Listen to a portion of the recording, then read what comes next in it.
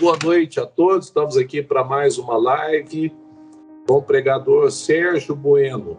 Eu quero saudar aos membros da família de Deus e também aos seguidores no YouTube, nas redes sociais.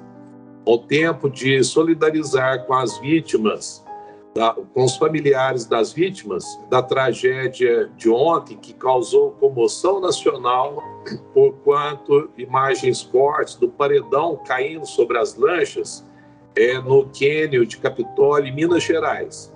E também os familiares das vítimas das enchentes, das chuvas fortíssimas, principalmente em Minas e Bahia. E assim pedimos que Deus acuda todos os familiares para consolo, conforto, no poder do Espírito Santo. Vamos direto ao tema de hoje, um tema bastante provocativo, que diz assim: Jesus transfigurado real ou avatar virtual no metaverso? É uma pergunta.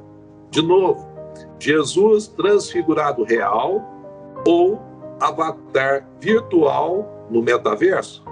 É para termos uma meditação, chamar você para uma reflexão e uma contemplação desse tema que vem sendo muito debatido, comentado e objeto de palestras nas redes sociais. Nós queremos entender. Ali, na transfiguração, era o Jesus encarnado de carne e osso? No Monte Santo, era o avatar de Jesus no metaverso? Parece que eu estou falando algumas palavras aqui em grego, como dizia a minha saudosa mamãe, pastora Mirtes. Mas vamos dar o conceito depois de lermos o texto, e assim vocês já vão nivelando para compreender. A maioria já segue as mídias, sabe esses conceitos, mas eu vou até introduzi-los antes da leitura do texto e do comentário do texto sagrado, para que vocês entendam. Transfigurado tem como significado alterado, transformado ou mudado. E avatar significa, lá na religião da Índia, do hinduísmo, é o deus Vishnu materializado na Terra como Krishna ou Rama, daí aquela seita, Hare Krishna, e também sob uma forma humana ou de animal. Mas o que nós vamos tratar hoje foi cunhado mais recentemente num romance de Neil Stephenson, em 1992, com o título de Snow Crash, onde o personagem Hiroaki Hiro, ele, durante o mundo real, ou no curso de sua vida real, ele é um entregador de pizza. E no mundo virtual, ele se torna um nobre guerreiro, um príncipe samurai. Quanta diferença, né? E de lá para cá, vem evoluindo esse conceito de metaverso, aperfeiçoando mesmo. Em 2003, com uma plataforma chamada Second Life, em português é a segunda vida. E assim nós temos filmes, né, antigos e repaginados agora, desde aquele Matrix, né, ou Matrix em português, com Keanu Reeves, e que agora tem um aí na tela grande, em cartaz, e um que está para ser lançado, Avatar. O próprio nome do filme leva esse título. O que é o metaverso? Metaverso é um mundo virtual que replica o mundo real por meio de dispositivos digitais de altíssima tecnologia. É uma das grandes tendências para o ano de 2022. Tanto é verdade que o fundador do Facebook, Mark Zuckerberg, ele está obcecado, obstinado mesmo com essa realidade virtual, chamada metaverso, que mudou o nome do Facebook, dentro de muitas polêmicas aí no fim do ano. Eu creio que a maioria sabe disso. Mudou, curiosamente, de Facebook para Meta, não é verdade? Então ele põe uma frase para expressar o seu pensamento que diz: você poderá se teletransportar instantaneamente como um holograma para chegar ao escritório sem necessidade de deslocamento.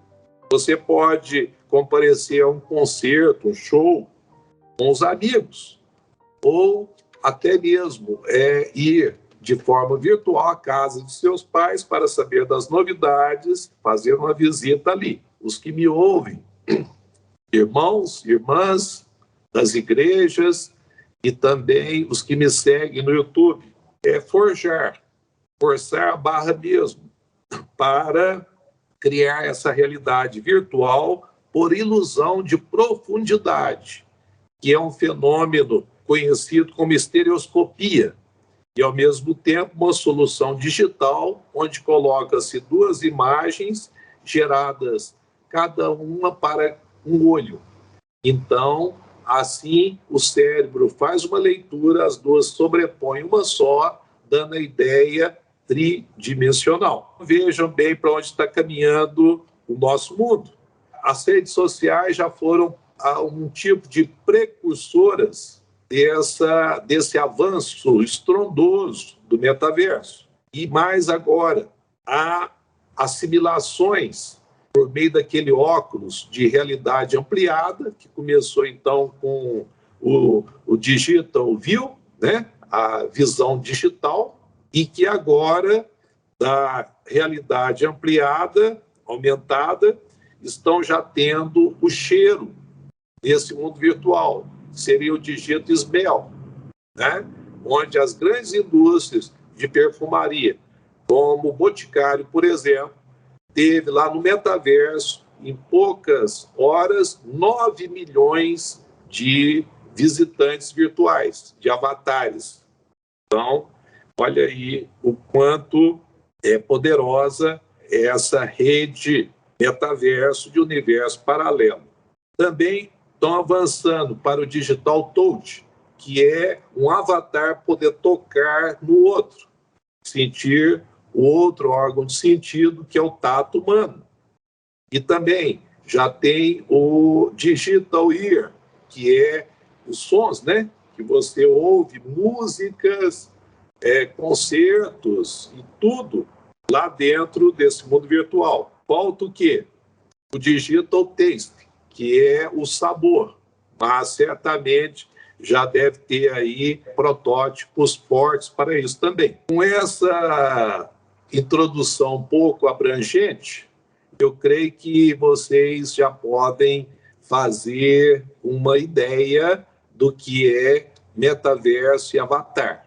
É um verdadeiro holograma projetado em que a pessoa não se realiza aqui no mundo real e vai se realizar lá.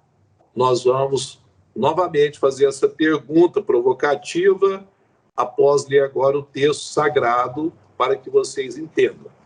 Nossa referência está em Mateus, no capítulo 17, do 1 ao 8. Quem quiser, puder, eu vou ler, está assim a palavra de Deus. A Transfiguração, capítulo 17, do Evangelho de Mateus. 6 dias depois, tomou Jesus consigo a Pedro e aos irmãos, Tiago e João, e os levou em particular a um alto monte, e foi transfigurado diante deles. O seu rosto resplandecia como o sol, e as suas vestes tornaram-se brancas como a luz. E eis que lhes apareceram Moisés e Elias, falando com ele. Então disse Pedro a Jesus: Senhor, bom é estarmos aqui. Se queres, farei aqui 3 tendas. Uma será tua, outra para Moisés, outra para Elias. Falava ele ainda, quando uma nuvem luminosa os envolveu. E eis, vindo da nuvem, uma voz que dizia: Este é o meu filho amado, em quem me comprazo. A ele ouvi. Ouvindo-a, os discípulos caíram de bruços, tomados de grande medo. Aproximando-se deles, tocou-lhes Jesus, dizendo: erguei-vos e não temais. Então eles, levantando os olhos, a ninguém viram, senão Jesus. A todos quantos me ouvem, nós temos aqui um entendimento literal, como pela escola de Antioquia, e não por alegoria da escola de Alexandria, enfeitava muitas passagens para dar um sentido mais poético ou comunicativo. Mas Deus não precisa de meias palavras. A palavra escrita dele tem uma profundidade tão grande que não perde a simplicidade. E aqui nós já vamos tirando conclusões importantes dessa passagem. Qual é o verdadeiro propósito desse texto? Quando Jesus sobe, convida em particular esses 3 apóstolos, os 2 irmãos, Tiago e João, e o grande apóstolo Pedro, grande porque Jesus tinha não uma acepção de pessoas, nem um favoritismo por ele, mas o distinguia certamente pelas suas condições de extrema franqueza. Foi ele, Pedro, que disse: tu és o Cristo, o Filho de Deus vivo. E assim, Pedro estava ali. E os 3 em êxtase viram, como diz o texto sagrado, no versículo 2, e foi transfigurado diante deles. Jesus teve o seu rosto resplandecente como o sol, teve as suas vestes brancas como a luz. E o Evangelho de Marcos ainda acentua que era sobremodo branco, e nem o lavandeiro da terra conseguiria alvejar daquela forma. Então, a coisa que traz mesmo espanto e surpresa, não só a eles naquela época, mas a nós hoje. Por quê? Porque foi um fenômeno sobrenatural. E nós estamos trazendo uma ponte lá dos anos 30 a 33 depois de Cristo, onde foi o ministério de Jesus, e se avizinhava a morte dele na cruz, no Calvário, para uma ponte extensa até 2022, hoje, dia 9 de janeiro, para entendermos se lá ele já estava funcionando como um avatar virtual e se era no metaverso. Continuo instigando vocês que estão me ouvindo a pensar, a refletir e a contemplar essa maravilha de texto. Mas, se ele subiu com o propósito de orar, ele estava buscando sabedoria em Deus Pai e querendo dar uma grande exemplo e lição àqueles 3 apóstolos. E lá também diz a passagem que conversavam com Jesus Elias representando os profetas e Moisés representando a lei de Israel, o Torá.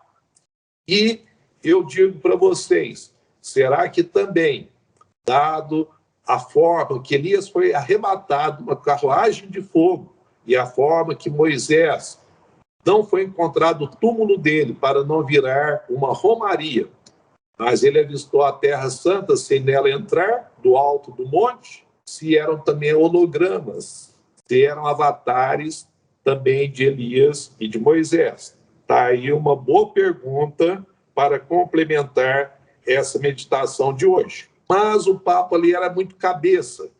Jesus estava conversando com Moisés e também com Elias. E revela o texto de Lucas, pela sua partida. Seria para a sua crucificação em Jerusalém. Isso nos remete para 3 esferas. O plano da redenção, porque Deus amou o mundo de tal maneira que deu seu Filho unigênito para que todo que nele crê não pereça, mas tenha vida eterna. Nos remete para o plano da ressurreição, 3 dias após. Ele não foi encontrado no túmulo, o túmulo estava vazio, e ele ressurreto, e também o plano da ascensão, lá em Betânia, quando os 2 anjos falaram: varões galileus, que estão vindo subir, em breve ele voltará. Da mesma forma que estão vindo e subindo, vocês verão ele descendo. Ô, glórias, é a volta de Jesus, é a vinda de Jesus. Maranata, ora vem, Senhor Jesus. Mas também havia propósito, além da oração, além dessa conversa importantíssima, que eu falei papo cabeça, entre Jesus, Moisés e Elias, uma prova evidente, autêntica, que seria deixada para o apóstolo Pedro, quando ele registrou na carta que ele fez, a segunda carta de Pedro, Epístola Petrina, capítulo 1, versículos 16 e 17, quando ele fala que não vos demos a conhecer o poder e a palavra de Deus, que é a vinda de Deus, seguindo fábulas engenhosamente inventadas, mas nós mesmos, ele, e Tiago e João, foram testemunhas oculares da sua majestade. Quando viram pela glória excelsa uma voz vinda entre nuvens, que dizia, não para Moisés, não para Elias, mas para o Filho, este, Jesus, é o meu Filho amado, em quem me comprazo, em quem tenho todo o prazer a ele ouvir. Amados e amadas em Cristo Jesus, nós ficamos como que em êxtase mesmo, de saber que ali estava havendo consolo para Jesus, que iria beber o cálice da ira em nosso lugar, mas também conforto e consolo para toda a humanidade, das gerações passadas, daquela época, e até a geração presente, da qual nós estamos vivos aqui falando, fazendo parte dela. E mais, ali mostrava, nessa fala, da glória excelsa vinda do Deus Pai, que Jesus não é equivalente a homem nenhum. Ele é superior a Moisés, ele é superior a Mahatma Gandhi, ele é superior ao príncipe Siddhartha, ele é superior a todo que se auto-intitula um grande luminar da humanidade, um grande líder, e qualquer homem morreu e não ressuscitou. Somente aqueles que creem em Jesus serão também ressuscitados no dia da sua volta. Nós temos aí, irmãos, essa segurança de dizer a vocês, Jesus Cristo, ali transfigurado, não é avatar. Nem Elias, nem Moisés são avatares. E nem o Alto Monte, o Monte Sião, é metaverso. Eu não sei se os decepcionei, mas a verdade bíblica ela é absoluta. Ela transcende todos os tempos e épocas, e ela é atualíssima. Poderia falar, puxa, eu estava esperando que ia ser realmente um avatar, que o monte, que muitos acham pelas tradições que é o Monte Tabor, mas naquela época, ali havia nos tempos de Jesus, uma fortaleza romana. Então, é mais lógico pensar que Jesus seguia, depois de Cafarnaum, atravessando o lago de Tiberíades, Genezaré, o mar da Galileia, para o outro lado, para os lados de Cesaré de Filipe.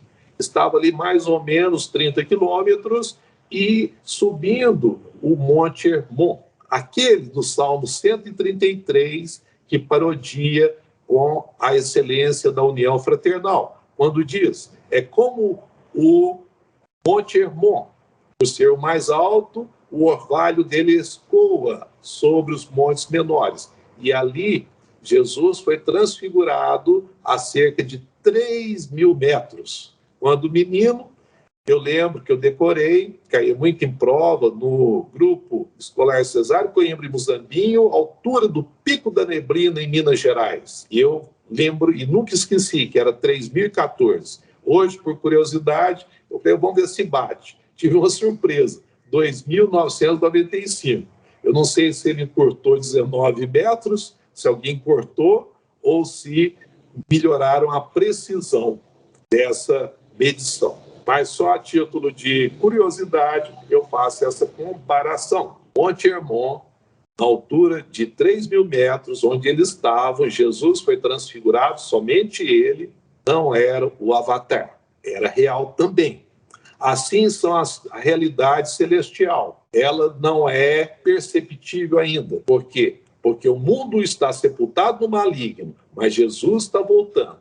E quando ele voltar, como ele fez o homem perfeito, sem nenhum pecado e defeito, no Jardim do Éden, haverá uma restauração de novo céu e nova terra, objeto de outras lives nossas. Mas o que eu quero dizer para vocês é um alerta sobre esses avatares e o universo paralelo do metaverso. O homem não quer depender da sua fonte criadora, do Deus Todo-Poderoso, do Eu Sou, a quem ele luta desesperadamente para ser independente. O que o homem quer, em última análise? A sua emancipação. Quer o seu braço forte, quer a sua justiça própria, quer que a sua vaidade prevaleça e fala: eu sou capaz de realizar todas as coisas, não dependo de nenhum Deus. Tendo engano, devemos saber que o respirar, a qual essa pandemia nos ensinou, que é tão importante, lá no Areópago, o apóstolo Paulo ensinou aqueles sábios de Atenas. É ele quem dá vida, respiração e tudo mais.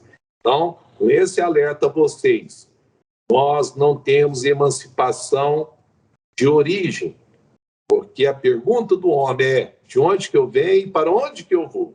E agora nós sabemos que o homem deixa de perceber as coisas simples e se leva por essas altíssimas tecnologias, ganância mesmo, onde está tendo uma corrida de ouro, como teve lá no Velho Oeste da Califórnia, nos Estados Unidos, como teve aqui na Serra Pelada, no Brasil. Está havendo agora uma corrida do ouro para esse metaverso, porque grandes corporações já realizam negócio lá em bitcoins, em criptomoedas de vulto. Quadro virtual já é vendido por mais de $1 milhão e 100 mil dólares. Uma moça que idealizou um tênis irado, que não existe no mundo real, ela vendeu 600 pares, conseguiu uma fortuna de 4 milhões.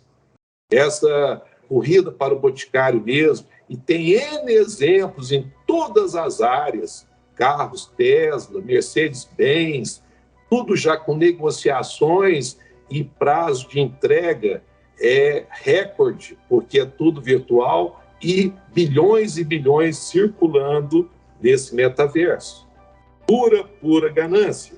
Pensem comigo, se o inofensivo e aparente joguinho de videogame, que hoje aliena não só criancinhas em torno de 8 anos, mas adultos até 80 anos ou mais, pelo seu uso excessivo, onde há campeonatos mundiais com premiações em milhões de dólares, imagina, eles geram, sim, distúrbios psicológicos, mentais, visuais, físicos, dado ao sedentarismo, da pessoa ficar ali presa, sem se movimentar, horas a fio, e por aí vai.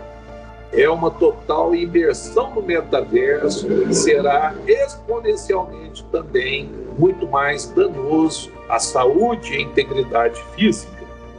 Nós temos um inimigo que usa sutilezas, ardis, armadilhas, mentira, ilusões, e ele vem para enganar, para mentir, para roubar sua mente, para destruir os seus sonhos e para matar o corpo. João 10:10, o ladrão veio para roubar, matar e destruir. E também Paulo alerta em 2 Coríntios 11:3, da mesma forma que a serpente lá atrás, no Jardim do Éden, enganou a Eva.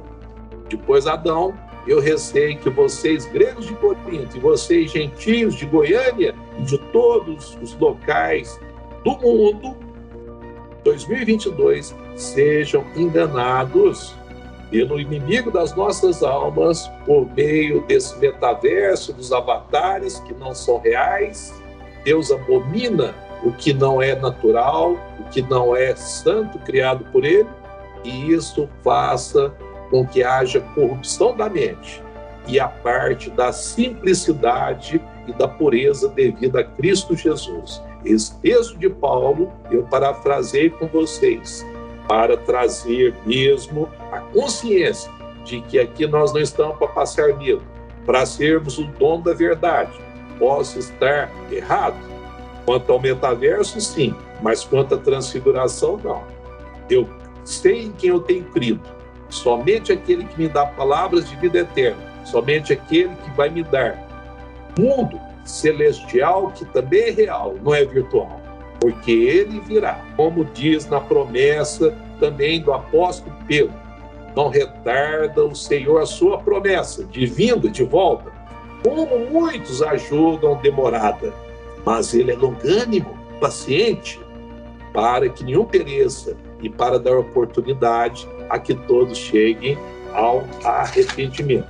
Eu quero agradecer a todos. Vamos apenas dar um spoiler da próxima pregação, que vai ser também nessa linha de avatar e de metaverso, onde eu já estou preparando que o objeto será aqui Melquisedeque, no encontro com Jacó, que é Israel de Deus.